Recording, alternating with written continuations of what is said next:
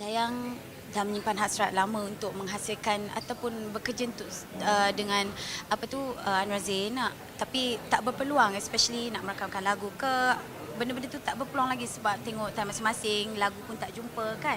Jadi bila diberi peluang oleh klub rekreasi klub sukan rekreasi Petronas untuk mengadakan konsert di DFP, kita rasa macam apa salahnya kita jadikan sebagai audio CD juga. Memandangkan kita ada musician-musician yang antara yang terhebat di industri seni Malaysia, industri tanah air kita kan. Jadi kita macam kita rakamkan audio dan juga visual, tapi sekarang kita keluarkan CD dulu.